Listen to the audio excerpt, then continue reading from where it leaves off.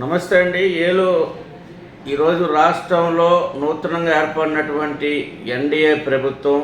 ప్రజలు అఖండ విజయాన్ని కూటమి ప్రభుత్వానికి అందించిన సందర్భంలో మరి అధికారంలోకి రాగానే మొట్టమొదటిగా ఏదైతే ప్రజలపై భారం పడకుండా నిత్యావసర వస్తువుల నియంత్రణ అనేటువంటి తీసుకొని మరి సివిల్ సప్లై శాఖ మంత్రులు నాదెండ్ల మనోహర్ గారు దానిపైన దృష్టి కేంద్రీకరించడం జరిగింది.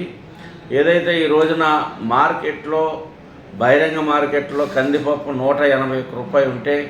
దాన్ని 160 రూపాయలకే రైతు బజార్ల ద్వారా విక్రయించాలని చెప్పేసి ఒక ఆదేశాలు ఇవ్వడం జరిగింది. అదేవిధంగా స్టీమ్ బియ్యం ఏదైతే ఈ రోజున 55 రూపాయల నుంచి 85 రూపాయల వరకు మార్కెట్లో అమ్ముతూ ఉంటే దాన్ని కేవలం 49 రూపాయలకి మాత్రమే రైతు బజార్లో సప్లై చేయాలి నాణ్యమైన బియ్యం అని చెప్పేసి, అదేవిధంగా సన్న బియ్యం మార్కెట్లో 52 రూపాయల 40 పైసలు అమ్ముతూ ఉంటే దాన్ని 48 రూపాయలకి మాత్రమే సప్లై చేయాలనేటువంటిది. అదేవిధంగా ఈ రోజున ఏదైతే కులగణాలు ఉన్నాయో ఈ రోజున బీసీలకి అనేకమైనటువంటి సంక్షేమ కార్యక్రమాలు కానీ పెన్షన్లో భాగం కానీ ఈరోజు ప్రతి డోర్ టు డోరు తిరిగి బీసీ కులగణన అనేది జరుగుతూ ఉంది. ప్రజలు కూడా అప్రమత్తంగా ఉండి వచ్చినటువంటి అధికారులకు వారి యొక్క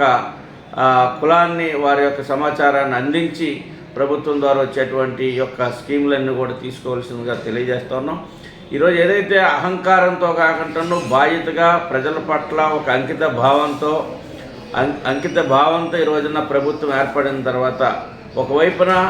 చంద్రబాబు నాయుడు గారు ఇండస్ట్రీలు తీసుకురావడానికి కానీ అదేవిధంగా డిప్యూటీ సీఎంగా ఈ రోజున జనసేన పార్టీ అధినేత పవన్ కళ్యాణ్ గారు అనేక శాఖలపైన రివ్యూ నిర్వహిస్తూ ఏదైతే నాణ్యంగా ధర్మంగా నిజాయితీగా రాష్ట్ర ప్రజలు ఇచ్చినటువంటి తీర్పుని రాష్ట్ర ప్రజలకు సేవ చేయాలి, మన సేవకులుగా ఉండాలన్నటువంటి ఆలోచనతో ఈ రోజున పవన్ కళ్యాణ్ గారు మరి ఈ రోజున చేస్తున్నటువంటి ప్రభుత్వంలో పరిపాలన అనేకమైనటువంటి సమీక్షల ద్వారా ఏదైతే గత ప్రభుత్వంలో జరిగినటువంటి అవినీతులు తప్పుల్ని సరిచేసి గాడిలో పెట్టేటువంటి బాధ్యతన ఈ కూటమి ప్రభుత్వం చంద్రబాబు నాయుడు గారు పవన్ కళ్యాణ్ గారు తీసుకొని వారి యొక్క మంత్రివర్గ సహచరులతో కూడా అదేవిధంగా శాసనసభ్యులతో కూడా గౌరవప్రదంగా ప్రజలకు సేవ చేయాలన్నటువంటి ఆదేశాలు ఇచ్చినటువంటి ప్రభుత్వం కూటమి ఎన్డీఏ ప్రభుత్వం అనేది మనం చాలా స్పష్టంగా చెప్పవచ్చు. ఎందుకంటే గత 5 ఏళ్లలో ఎక్కడా కూడా అభివృద్ధి లేదు, సంక్షేమం లేదు, ఎక్కడా కూడా ఎవరికి ఉపాధి అవకాశాలు లేవు, అంతా రౌడీజం విచ్చలవిడిగా చెలరేగింది, అంతా యుద్ధాంశాలు దౌర్జన్యాలు దోపిడీలు లూటీలు తప్పించి ఏమీ లేవు. అట్లాంటి స్వస్థబలికి కక్షపూరితమైనటువంటి చర్యలు మానేసి ప్రజలు ఇచ్చినటువంటి